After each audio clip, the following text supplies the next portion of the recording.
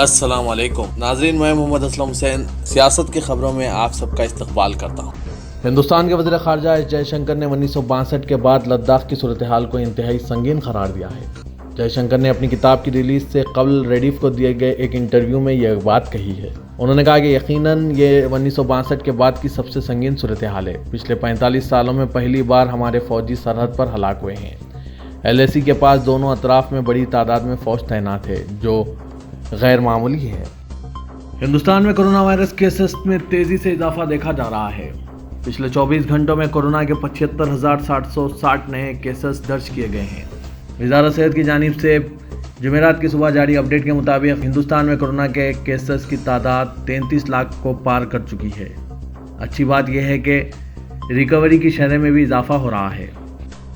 مختلف اپوزیشن جماعتوں سے تعلق رکھنے والے وزرائے اعلیٰ نے آج متحد ہوتے ہوئے ریاستوں کے لیے GST معاوضے کے بارے میں بات چیت کی۔ اس موقع پر صدر کانگریس سونیا گاندھی نے کہا کہ ریاستوں کو نقصانات کی پابندی سے مرکز کا انکار مودی حکومت کی جانب سے دغا بازی کے مماثل ہے۔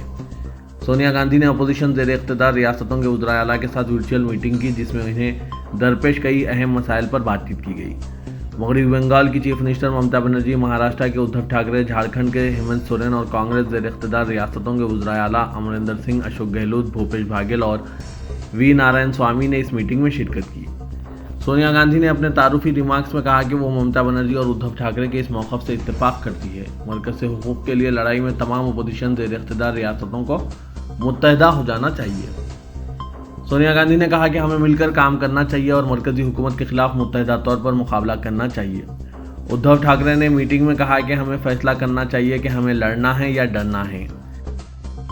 کانگریس نے اعلان کیا ہے کہ وہ 28 اگست کو ملک بھر میں احتجاج کرتے ہوئے وبا کے دوران نیٹ اور JEE امتحانات منعقد کرنے کے حکومت کے فیصلے کی مخالفت کرے گی۔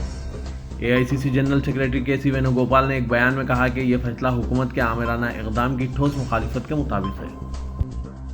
ملک بھر میں کورونا وائرس کے باعث نافذ کردہ لاک ڈاؤن کے دوران مختلف قرض داروں پر ان کی ادائیگی قرض کی اقساط پر سود حاصل کرنے کے معاملے میں سپریم کورٹ نے مرکز پر ایک غیر معمولی ریمارکس کرتے ہوئے کہا کہ حکومت RBI کے پیچھے پناہ حاصل کر رہی ہے۔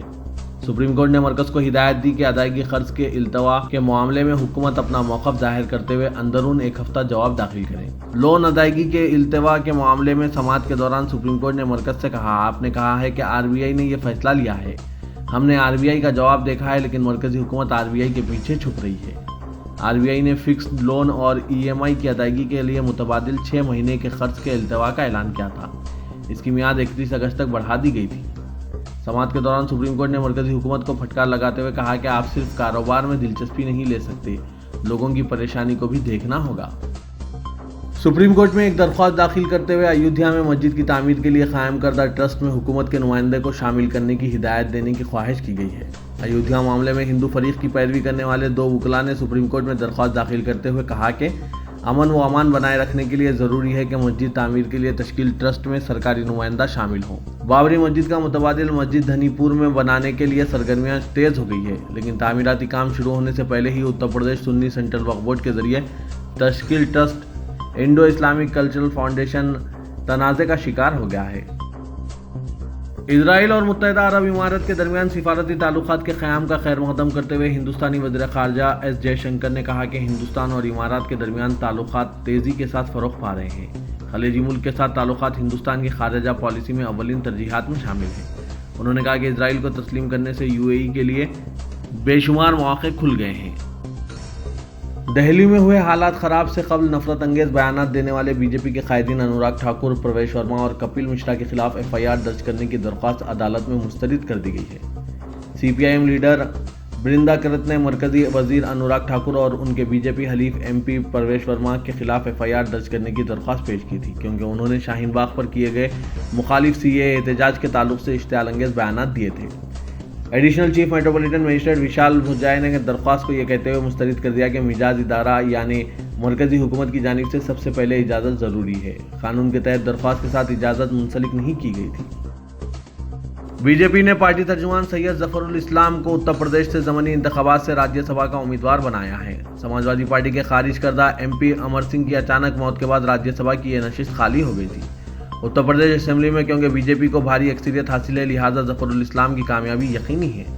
کہا جا رہا ہے کہ ظفر الاسلام جو کہ سابق انویسٹمنٹ بینکر ہیں، کانگریس لیڈر جیوترادتیہ سندھیا کو بی جے پی میں شامل کرنے میں انہوں نے کلیدی رول ادا کیا تھا۔ بی جے پی میں شامل ہونے سے قبل ہی جیوترادتیہ سندھیا اور ظفر الاسلام کے درمیان طویل عرصے سے دوستانہ تعلقات ہیں۔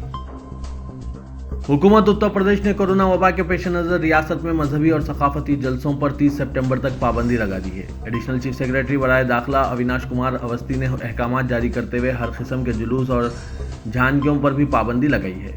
انہوں نے بتایا کہ کسی بھی قیمت پر پروٹوکول کی پابندی کرنا لازمی ہے۔ ایک مقام پر 5 سے زیادہ افراد کے اجتماع پر پابندی لگائی گئی ہے۔ احکامات کے مطابق ریاست میں اس وجہ سے پابندیاں نافذ کی گئی کہ محرم کے پیش نظر چند غیر سماجی عناصر امن و ضبط اور فرقے وارانہ ہم آہنگی کو متاثر کرنے کی کوشش کر سکتے ہیں۔ تاہم احکام میں کہا گیا ہے کہ لوگ اپنے گھروں پر تعزیہ اور علم لگا سکتے ہیں۔ اورنگ آباد کے رکن پارلیمنٹ امتیاز جلیل نے کہا کہ اگر حکومت مہاراشٹر مذہبی مقامات کی کشادگی میں ناکام رہتی ہے تو وہ 2 سپٹمبر کو کسی مسجد میں جا کر نماز ادا کریں گے۔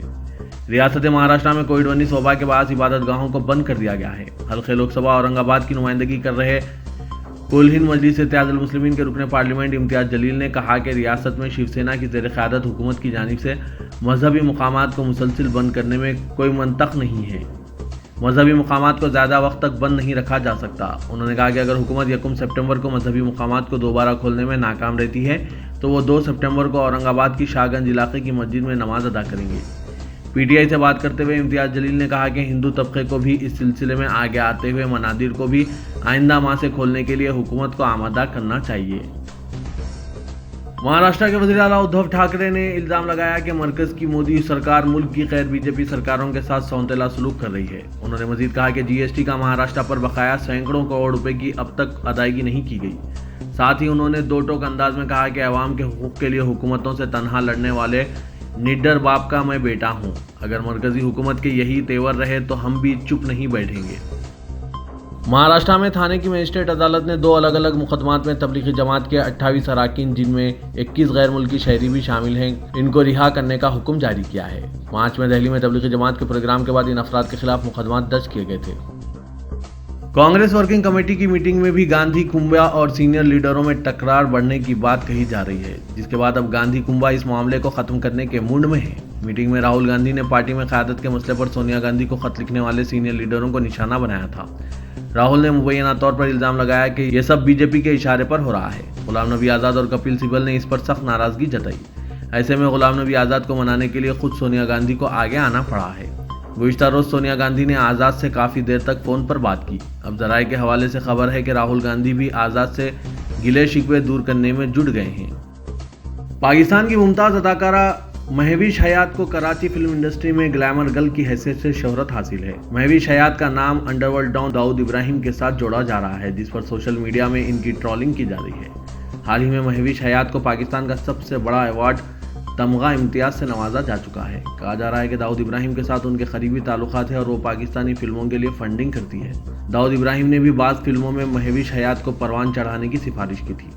37 سالہ مہوش حیات سوشل میڈیا میں ممتاز مقام رکھتی ہے۔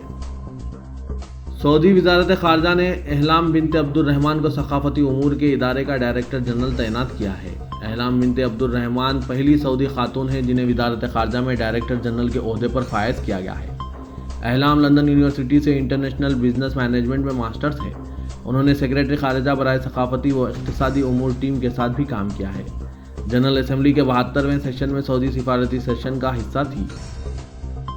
ترکی کی وزارت خارجہ نے امریکہ کی جانب سے حماس کی قیادت کی صدر طیب اردغان سے ملاقات پر اعتراض کو مسترد کر دیا ہے۔ انخلا کا کہنا ہے کہ امریکہ کی طرف سے حماس رہنماؤں کی صدر سے ملاقات پر اعتراض اور اس سے متعلق متنازع بیان ترکی کے اندرونی معاملات میں مداخلت کے مترادف ہے۔ انہوں نے کہا کہ ترکی کسی کے کہنے پر فلسطینیوں کو نظر انداز نہیں کرے گا۔ تلنگانہ کی ضلعی کانگریس کمیٹیوں نے صدر کانگریس کے عہدے پر سونیا گاندھی کی تائید کرتے ہوئے ہائی کمان کو مکتوب روانہ کیا ہے۔ ضلع کانگریس صدور نے آج گاندھی بھون میں صدر پردیش کانگریس اتم کمار ریڈی سے ملاقات کی اور سونیا گاندھی کی تائید میں مکتوب حوالے کیے۔ تلنگانہ سے اے آئی سی سی کی صدارت کے لیے سونیا گاندھی کی تائید کا سلسلہ جاری ہے۔ مرکزی حکومت کی اسکیم اڑان کے تحت ریاست تلنگانہ میں 6 نئے ایئرپورٹ کے قیام کے سلسلے میں کیے گئے فیصلے کے بعد اب اس سلسلے میں عملی اقدامات کا آغاز کیا جا چکا ہے اور وزارت شہری ہوابازی کے ادارے ایئرپورٹ اتھارٹی آف انڈیا کی جانب سے اس سلسلے میں ضلع پیدا پلی میں سروے کے عمل کا آغاز کر دیا گیا ہے اور کہا جا رہا ہے کہ ایئرپورٹ اتھارٹی آف انڈیا کی جانب سے کروائے جا رہے اس سروے کا سلسلہ आइंदा 15 दिन तक जारी रहेगा। मरकजी हुकूमत की जानिब से रियासत तेलंगाना में 6 नए एयरपोर्ट की तामीर को मंजूरी दिए जाने के बाद से अब तक इस सिलसिले में कोई कार्रवाई नहीं की गई थी, लेकिन गुज़िश्ता चंद हफ्तों से एयरपोर्ट अथॉरिटी ऑफ इंडिया ने तेलंगाना में नए एयरपोर्ट की तामीरात के सिलसिले में सरगर्मियों को तेज़ कर दिया है। तेलंगाना स्टेट रोड ट्रांसपोर्ट की जानिब से शुरू करदा कार्गो सर्विस का ग्रेटर हैदराबाद के हुदूद में ज़बरदस्त अवामी रद्दअमल हासिल हो रहा है। खानगी शोबों की खिदमात का तकाबुल करें तो आरटीसी की कार्गो सर्विसेज बेहतर मुजाहरा कर रही है। सिक्योरिटी पर खुसूसी तवज्जो देने की वजह से मेडिसिन के साथ फल फूल और तरकारी तक आरटीसी की कार्गो सर्विस खिदमात फराहम कर रही है। वजीर बल्दी नज़्म के तारक रामा राव ने कहा है कि गरीब अवाम के ख्वाबों को शर्मिंदा ताबीर करने के लिए केसीआर हुकूमत डबल बेडरूम मकानात की सहूलत फराहम कर रही है। दिसंबर तक हुकूमत 85,000 डबल बेडरूम मकानात फराहम करेगी। उन्होंने गरीबों के लिए डबल बेडरूम मकानात की सहूलत पर एक इजलास मुनक्किद किया और अहदेदारों को हिदायत दी कि सितंबर के औसत तक इस्तेफादा कुनिंदगान के नामों को खतियत दी जाए। साथ ही उन्होंने इन मकानात की तामीर के कामों का मुआयना करने की भी हिदायत दी। तेलंगाना हाई कोर्ट ने वाज़े कर दिया है कि इतवार 30 अगस्त को शहर में मुहर्रम के जुलूस की इजाज़त नहीं दी जा सकती। अदालत का यह फैसला फातिमा सेवा दल की दरख्वास्त पर सामने आया है। दरख्वास्त गुजार ने अदालत पर जोर दिया कि हाथी के साथ जुलूस निकालने की इजाज़त दी जाए, क्योंकि ये एक रिवायत है। दरख्वास्त गुजार ने कहा कि कोविड-19 वबा के पेश नज़र एहतियाती इक़दाम किए जाएंगे। दरख्वास्त गुजार के वकील पांडू रंगा राव ने अदालत से अपील की कि जुलूस की इजाज़त के सिलसिले में कमिश्नर पुलिस हैदराबाद को मुनासिब हिदायत दी जाए। इस दरख्वास्त पर हाई कोर्ट ने कहा कि सुप्रीम कोर्ट ने मुहर्रम के जुलूस की हिदायत की इजराई की ख्वाहिश करते हुए दाखिल करदा ऐसी ही दरख्वास्त को मुस्तरद कर दिया है। सुप्रीम कोर्ट के फैसले के पेश नज़र इसी तरह की दरख्वास्त पर हिदायत जारी करना मुनासिब नहीं होगा। मरकजी मुमलिकती वज़ीर दाखिला किशन रेड्डी ने मरकजी वज़ीर कानून रविशंकर प्रसाद से ख्वाहिश की कि वो तेलंगाना हाई कोर्ट में जजेस की तादाद में इजाफा करें। तेलंगाना हाई कोर्ट में फ़िलहाल सिर्फ 14 जजेस बरसर खिदमत हैं। किशन रेड्डी ने मरकजी वज़ीर कानून को मकतूब रवाना किया और कहा कि अलहदा रियासत के क़याम के वक्त तेलंगाना रियासत के लिए 24 जजेस की मंजूरी दी गई है। इस वक्त चीफ जस्टिस के बशमूल 14 जजेस अपनी खिदमात अंजाम दे रहे हैं। उन्होंने कहा कि तेलंगाना में केसेस की तादाद में इजाफा हो गया है। तेलंगाना जागृति की सदर और साबिक रुकन पार्लियामेंट के कविता ने साबिक वज़ीर आज़म पीवी नरसिम्हा राव को मुल्क के बावक़ार अवार्ड भारत रत्न देने की अपील की है। पीवी नरसिम्हा राव की 7 साला यौम पैदाइश की तकरीबात के एक हिस्से के तौर पर आज हैदराबाद में एक मुशावरती इजलास मुनक्किद हुआ, जिसमें साबिक वज़ीर आज़म को भारत रत्न देने की दरख्वास्त करते हुए एक करारदाद मंजूर की गई।